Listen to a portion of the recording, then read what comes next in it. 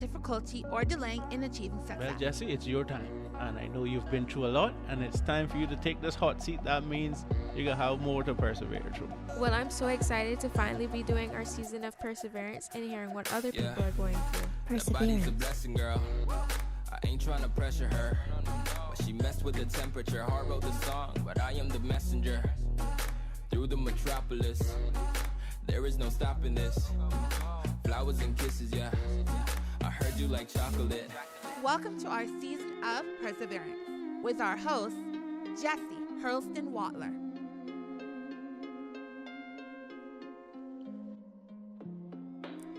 Welcome to our Youth Flex's season of perseverance. I am your host, Jesse, along with my co-host, Ashley, sitting in for Soraya. Our quote of the day today is, "Every day may not be good, but there's something good in every day." Alice Morris Earl. Our guests today are Nisha Miller and Jessica Hurlston, two powerful young ladies that are doing their job to help make a difference. We will be discussing their time away at school, career paths, and much more. You can join in on our conversation by calling 1-800-534-8255.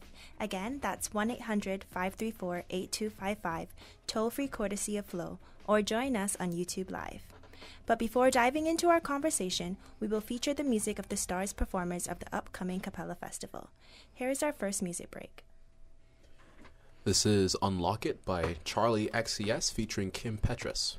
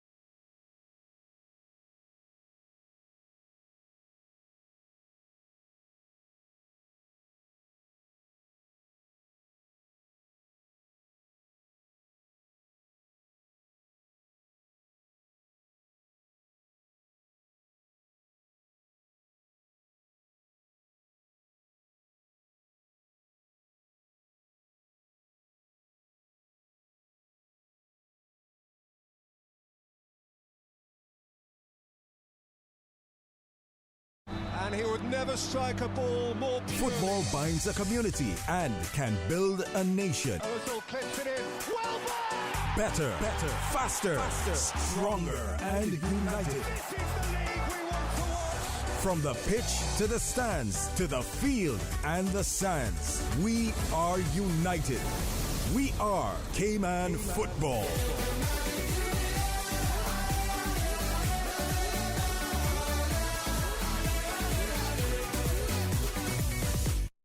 Doesn't it feel like the year is zooming by? December will be here before you know it.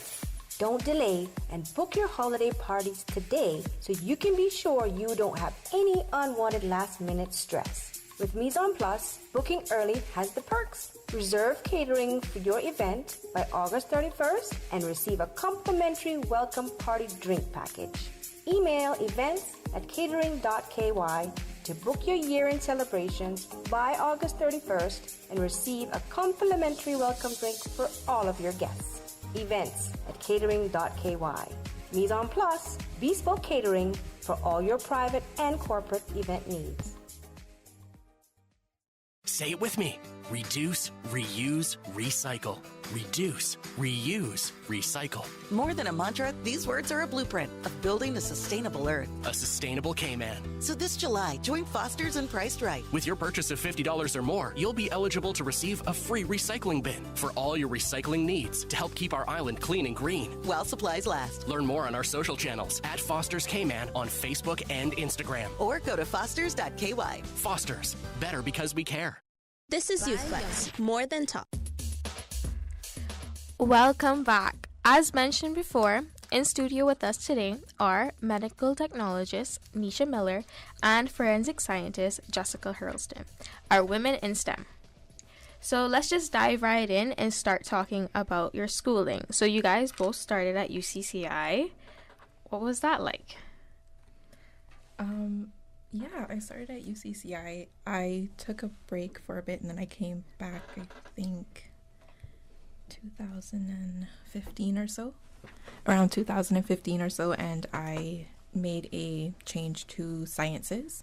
And that's kind of where I started. From there, then I went off in 2018 to the University of West London. And then when you first left UCCI, you were also a nurse as well. Yes, so I was a nurse for 7 years at HSA. I was a registered nursing assistant, and I worked for about 3 years on the surgical floor, and then 4 years on between Women's Health and Specialist Clinic. Okay, and Nisha, how was UCCI for you? I just want to backtrack to also include that I went to SciFec, which, you know, might caught a lot of people by surprise because of just a negative quotation when it comes to SciFec. But fortunately for me, attending SciFec meant that I gained extra subjects, which boost my further study, especially abroad. So from SciFec, I went to UCCI, and my experience was good. UCCI was really the point in my life. Attending UCCI was really the point in my life where I recognized that I could have done more, and I decided that I will do more. And attending UCCI, it was all, you know, study, work hard. Unfortunately for me, I was able to reap the benefit, and I mean, really great benefits, you know, being on president list, graduating at the top of my associate degree class, you know.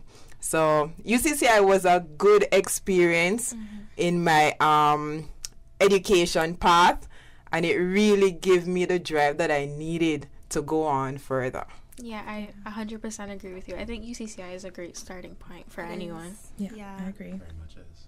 And I know you both have mentioned that that was like your starting point before going away for university and furthering your education. So what would you say that experience was like? How did you make that final decision regarding what school you would go to?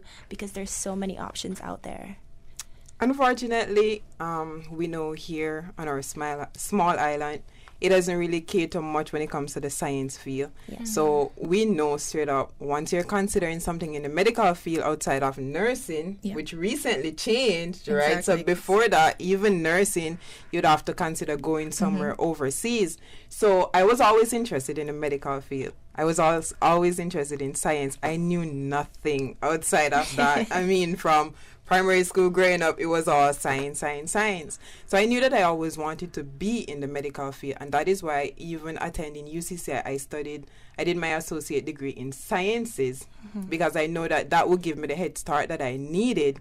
So I started doing my research because at first I wasn't sure like what exactly that I wanted to do in the medical field. You know, become a doctor, but I'm like, that's too much right now at least, right? That's going to take a lot of hard work, a lot of study, and a lot of years out of my life. But then I finally decided that I want to study in medtech. Unfortunately for me, I had people close to me that studied medtech as well. And, you know, I was able to reach out to them and find out, you know, how was it for them? Where did they study? How were they able to even afford it? And they gave me a really proper guidance. And thus, I was really down to 2 universities. There was Oakwood University in the U.S. and also Andrews University all the way up north in Michigan. I applied to Oakwood and Oakwood didn't respond. They did not. Well, they did, but they did after Andrews accepted me and even gave me a scholarship. So that it wasn't hard for me because I had individuals who went through the process that I am about. Yes, and they were really helpful in guiding me, fortunately for me. So it wasn't as hard. And what was your process like for applying for school? For me, I always loved sciences as well, and that's kind of why I got into the nursing. But from there, I kind of wanted to maybe do something more lab-based. And then I was very interested in forensics after, I think it was in about 2008, when I was at UCCI before I started the nursing program. We had a guest speaker come in from RCIPS to talk about fingerprint analysis. And so I kind of had that in the back of my mind that maybe this is something I would want to do. So once I came back to UCCI and I changed my degree, previously I was doing social studies, so changed that to sciences. Then it was kind of like, where do I want to go with this? And I just said I'll try for the forensics, see how that goes.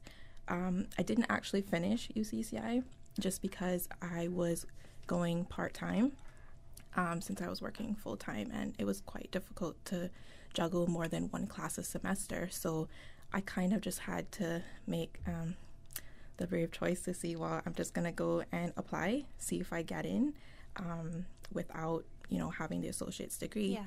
So from there, I just kind of went on, did a few little Google search, and I found a few universities, and then I went through a website called UCAS, and I'd found about 5 that I was really interested in because I also wanted to do a foundation year.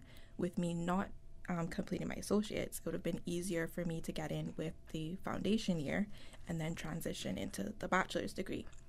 So I applied to 5 universities. I got 2 unconditional, 2 conditional, and 1 rejected me, but that was a bit of a, bougie school, so I kind of expected that. But so I was okay with that. And then it was just to kind of narrow down my choices. I knew I wasn't going to be able to meet the requirements for the conditional ones because they wanted me to complete the associates.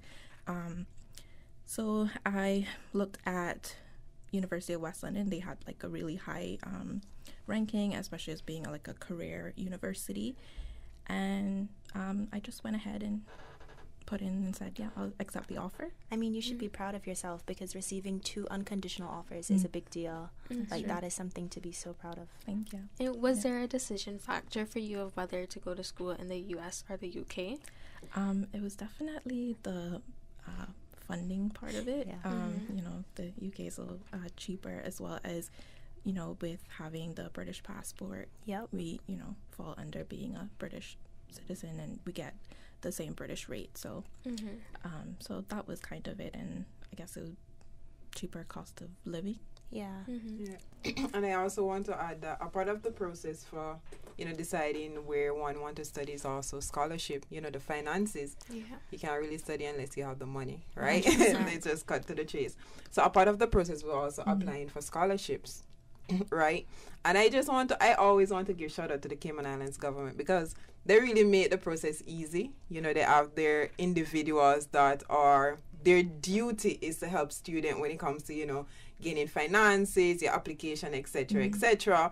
And even being away at school, they were always there to help, right? You. So a part of the process when it comes to considering, studying abroad is to secure finance. And one of the ways to secure finance is through scholarship. But we know you have to have your grades up, right? So, So you guys both moved away from home. What was that like, adjusting there?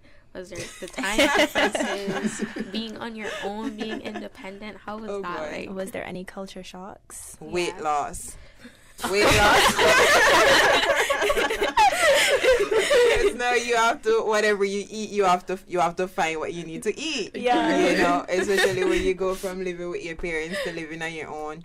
So were you cooking? Yeah, I cooked a lot of rice. I actually learned my favorite meal, and my friends turned out to like it. It's black beans cooked down with some onions, plain rice. And rice? Yes, me too. So, yeah, but for me, Andrews remind me of Cayman. Okay, that's good. It is really considered a university of so many different nationalities.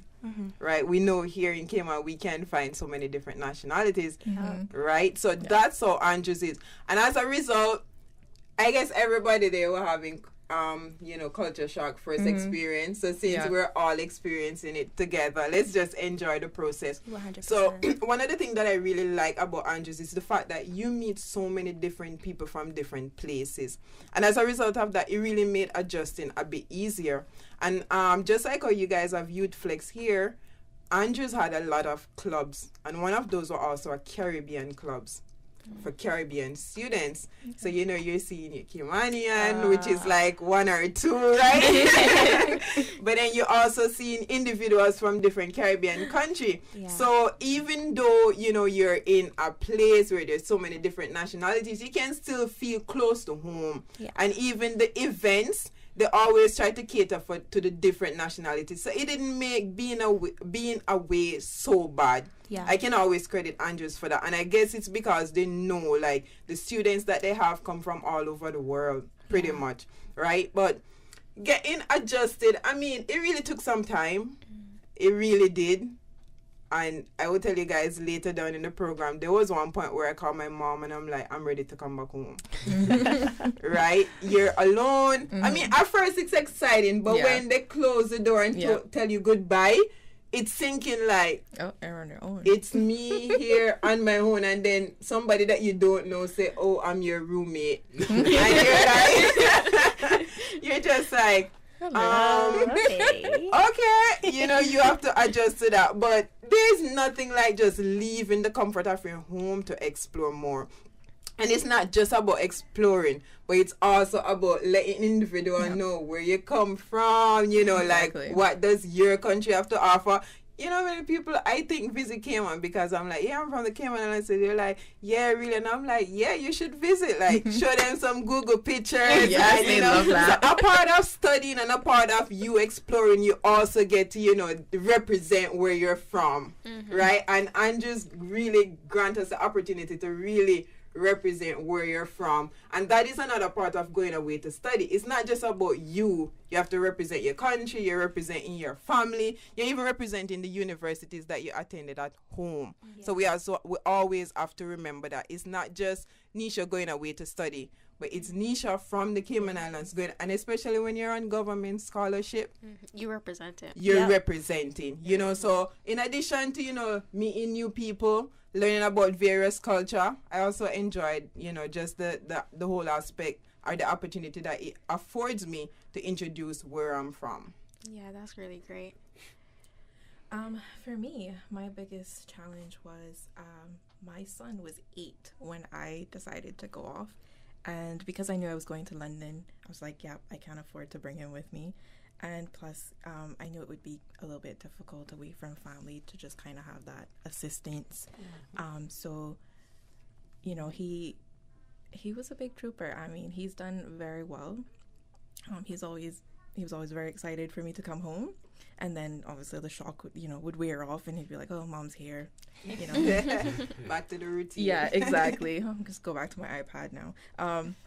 But yeah, that was one of my big adjustments of not having him around all the time, and also the living with a bunch of strangers, because a more affordable living is to live in a home where you're sharing with a number of people, and so that was quite difficult.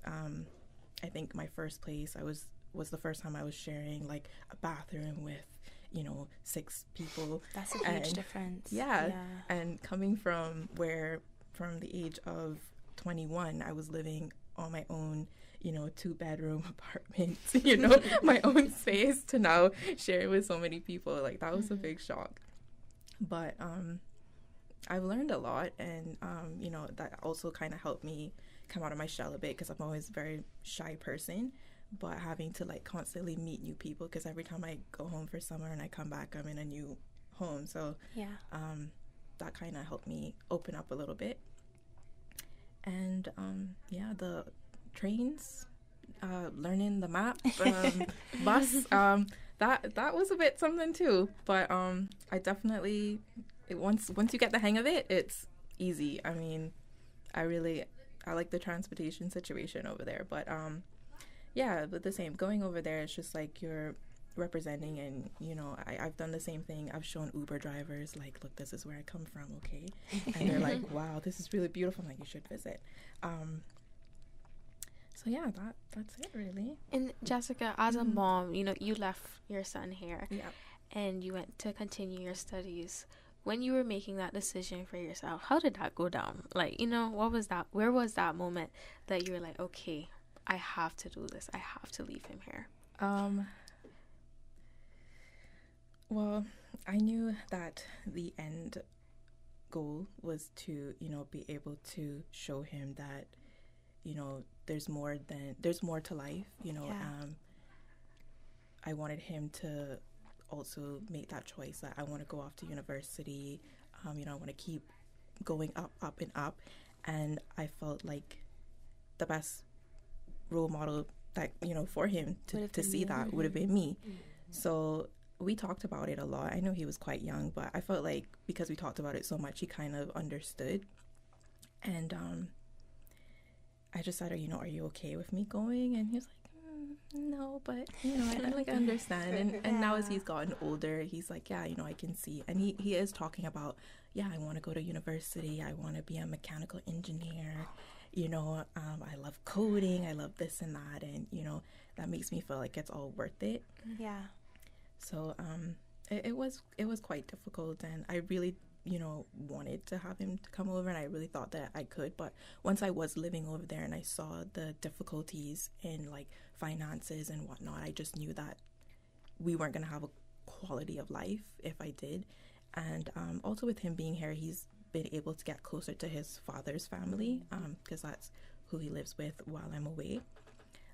So that's given him an opportunity to do things that he wouldn't necessarily have done with me, because, I'm a female.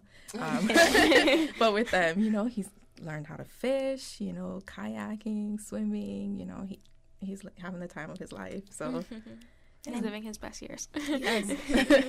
But it's really great that he gets to do that, especially with you gone, because I feel like that would also take a little bit of the ease off of you. Yeah. Because you're not always pressured to be like, man, I wish I could be there for him. Correct. And then again, like you said, you're being out there, you're being a role model to him. I mean, and not only to him, to many others as well. I mean, me and here too. But anyways, you were doing what was in his best interest anyhow. Yeah. I feel like it wasn't a selfish decision. You definitely were selfless, because in the end goal, you are going to be someone who is great and up there, and he's really going to see that. That's going to push him to go even farther.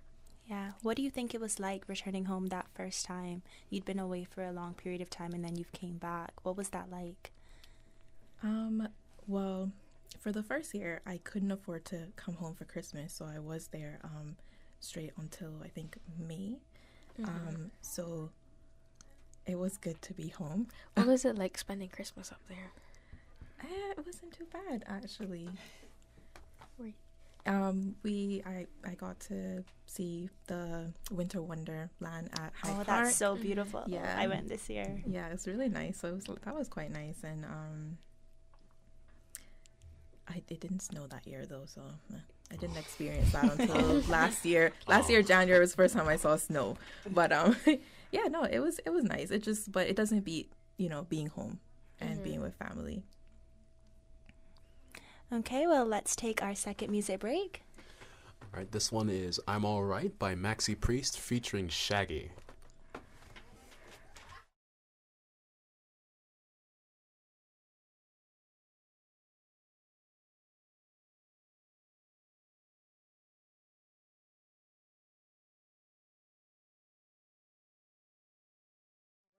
I kept.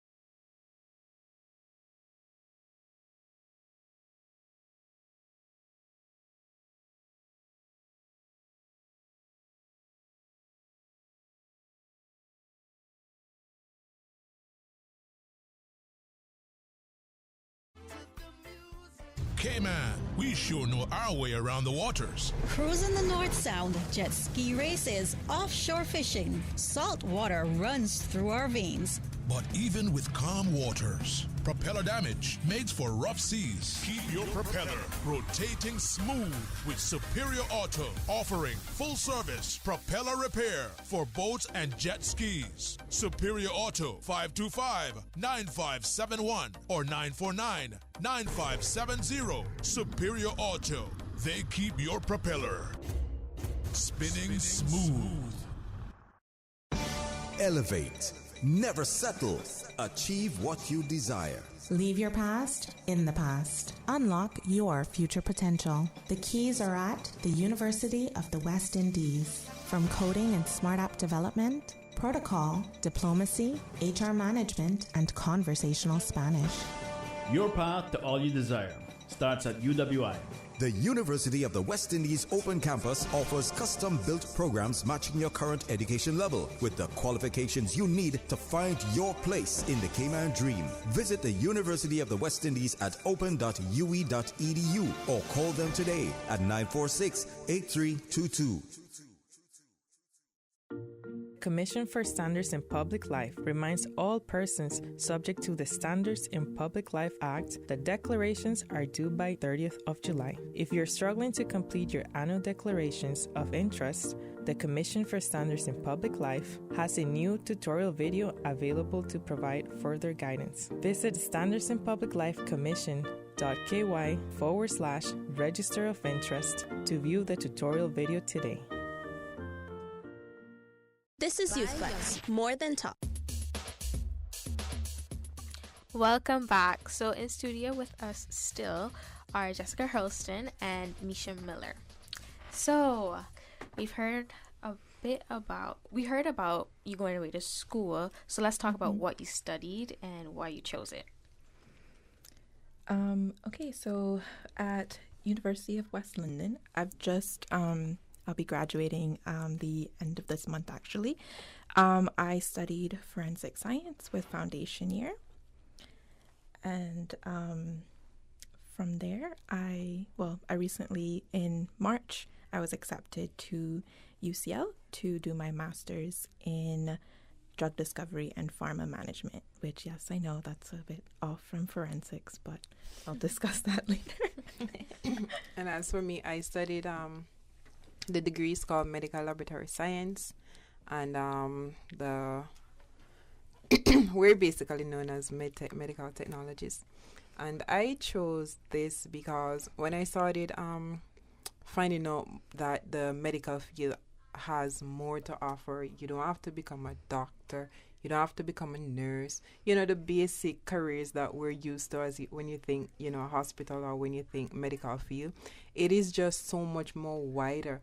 And on my research, I realized how wide it was. That's how I came up and, just found out about medical technologists. Mm-hmm. And upon research, just the subjects, like we have bacteriology, learning about bacteria. We have hematology, learning about blood cells. When I was doing my research, it was just really interesting. I remember running to my mom. I'm like, Mom, do you know there's more to the blood than the fact that it's red? And she's like, what? And I'm like, yeah, there's like little particles inside the blood, etc., etc. It is so exciting, and I really want to find out more. So that is why I really chose medtech. And in all honesty, when I started studying medtech, I've learned stuff that I would have never otherwise. Like, do you guys do bacteriology? No. Okay. I no don't idea. do a science. Yeah, me either. Oh, no, I did a science last semester. Okay. I did environmental science. Okay. I actually did that one as well. I do science. And then we have even parasitology, learning about parasites. You're talking about your worms, and stuff like that. And then we have the basic phlebotomy. So, learning about the whole basic of, dealing with patient when it comes to drawing their blood. Because, in order to really find out what's really going on with an individual when they're not feeling well, we have to take samples from them to find out, hey, what's happening in the body. Mm-hmm. And as much as a lot of people don't like needles, which we totally understand, there's no other way for us to, get us blood samples from you without having to stick you, per se. Yeah. So that's also one of the courses that we learn. And there's also chemistry. I don't really want to get too gross on here, but, we're talking about careers, right? Mm-hmm. So I can go there. Your urine. You might just see a yellowish or a clear, light yellow urine. But for us, when we test your urine, we're seeing all these metabolites. We're seeing what may be going on bad, what is in excess, what is too low, etc., etc. So what I've learned with medtech is that we view the world so very different. I'm looking at you now and I'm saying, okay, there's normal bacteria in your skin, but if those normal bacteria decrease, the pathogenic one, the ones that are causing disease, will increase, and next thing you know, you're in the hospital, you're sick. You get what I'm saying? Yeah. Or if you have a cut, if you don't deal with it properly, bacteria can get in your bloodstream, and then you end up in the hospital, maybe even end up with an amputation. Yeah. So the whole career of medtech, it covers so much, and there's just so much to learn, right? So for me, I just couldn't hold back. It was like, yeah, this is me. Let's go head on. And I was not disappointed. So I know you've spoken to us about what inspired you to choose medtech, but what was that like for you? What inspired you to go down your career path? With me, I was interested in ballistics, and I was also interested in fingerprint analysis. Didn't really like crime scene too much, and still don't. So with my degree, I did do crime scene. I did a bit of the fingerprinting. I also did, it was a lot more science versus, crime scene stuff. I think we did that more towards the end, but we also did, lose practically a year with COVID. Yeah. I did do a lot of chemistry as well. And I was interested in toxicology by the time I got a little bit further along. But then came the question of, what do I really want to do long term with my degree? So from there, I was, we did classes on pharmacology, which is, the study of drugs and the way they interact with the body. And that's kind of where I'm heading now with my career path. Mm-hmm. But it was mostly, like I said, science and the crime scene stuff. And I'm blanking now. I'm sorry. So that's kind of what inspired me. And like I said, with my going into my master's, it was really the pharmacology, because even though it's more of a business related degree, it's still a lot of the sciences, as it is drug discovery and a bit of drug development as well. So I'm very interested to getting into that, as well as learning the business side with, regulations, intellectual property, things like that. So, yeah. And like where you guys are right now in life, with your jobs and the degrees that you have, is it a stepping stone to a final goal that you guys have? For me, right now I'm settled where I'm at. I'm actually working in the lab at HSA as a medtech. Okay. And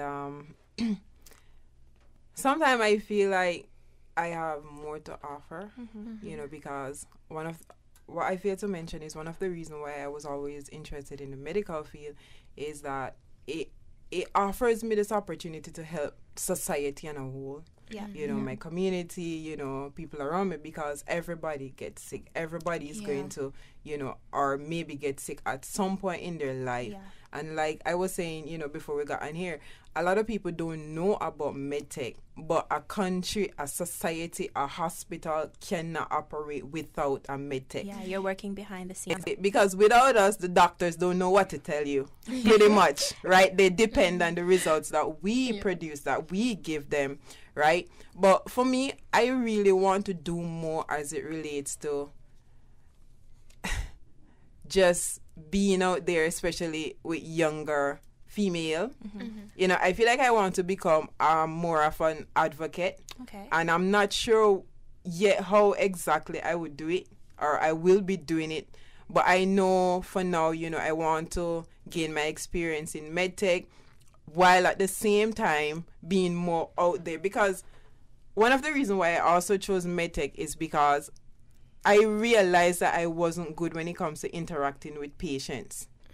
Right? So, a lot of the jobs, maybe even nursing or doctors, you have to be upfront with the patients. And I realized that I wasn't very good at that. Unfortunately, for medtech, it really allows you to work in the background. Yeah. Right? So that was one of the reasons why that was one of the reasons why I chose medtech.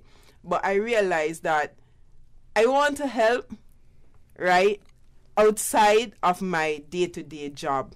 I want to be an advocate outside of that. So for now, it's just, okay, gaining the experience that I can from Medtech while also finding, thinking about ways that I can give back more to my society. I can give back more to those around me, especially young females. Especially as a woman in STEM. Exactly. Is your job a stepping stone? Sorry, I forgot the question for a second. I'm not really sure where I'm gonna go with it per se. I mean, right now I am comfortable with what I'm doing.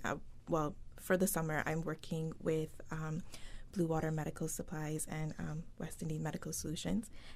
Give a shout out to them. Hi guys.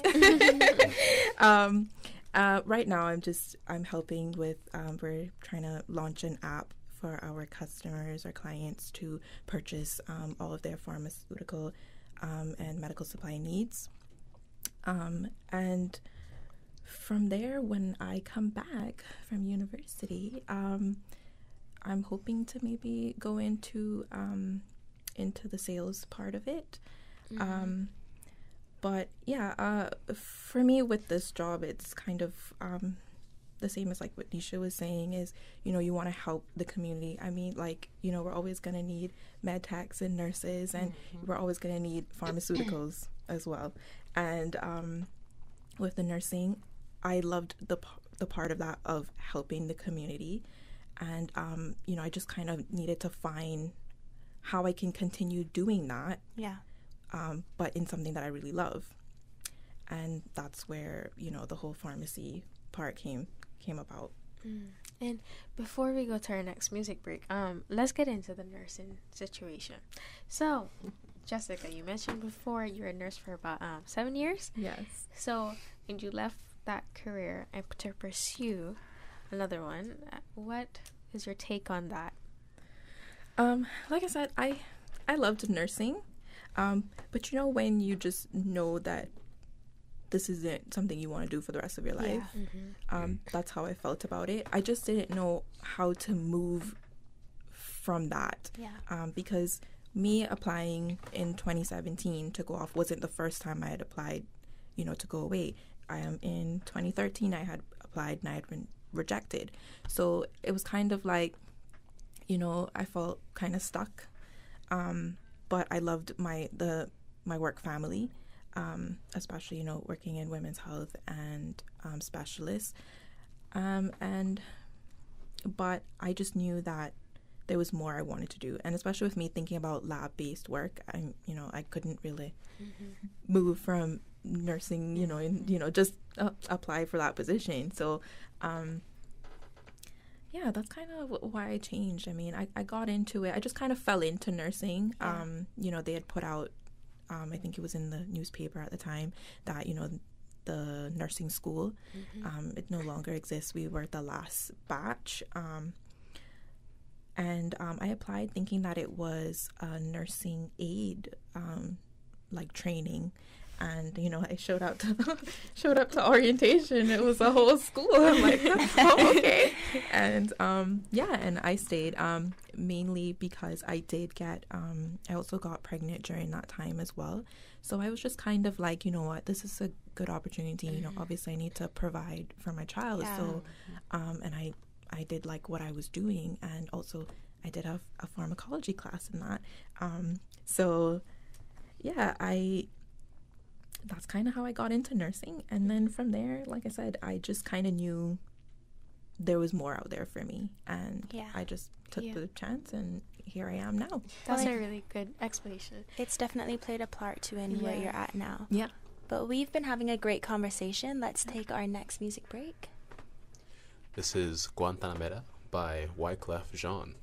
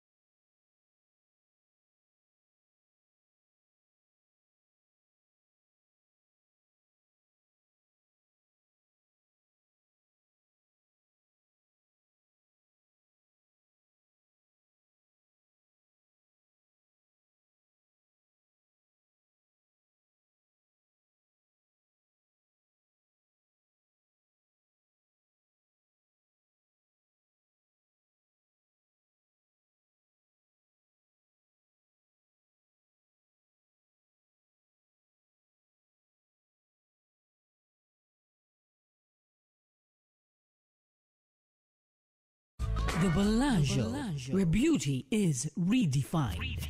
Bellagio Salon and Spa in Cannon Place. Cayman's hottest secret, the new name in luxury, beauty, and perfect for your purse, hair, nail, massages, and body scrubs. Enjoy the luxurious coffee coconut scrub and Swedish massage. Look and feel younger, rejuvenated. The new you. Bellagio Salon and Spa, where beauty is redefined. Call 324-9000 to book your beauty journey today. Enough is enough. 2 years living in fear, jumping through hoops, changing the way we live. Enough is enough. Life can come at us fast. Things happen, usually without warning. But the future isn't laden with fear. It's filled with promise, with hope. You can still live fear-free. Cayman Insurance Center, protecting you and your family so you can take back your future. The sure way to protect your family. Call Michael Webster at 925-5433. Don't take chances with your family's future or your valuable assets. Call Michael Webster at 925-5433. Esports in the Cayman Islands just got a major upgrade. That's right, NetGeeks Media is proud to present Gamers Bay 6. This is July 30th to 31st, 2022. Compete head-to-head for over $10,000 on the PlayStation 5 in titles such as Call of Duty Warzone, Fortnite, and FIFA 2022, utilizing our new gaming monitors.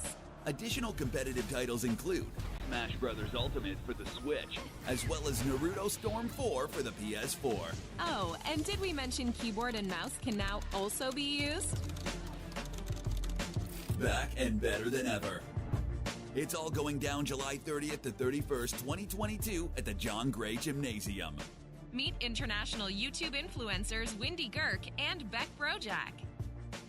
Let the world see the power of Cayman's competitors.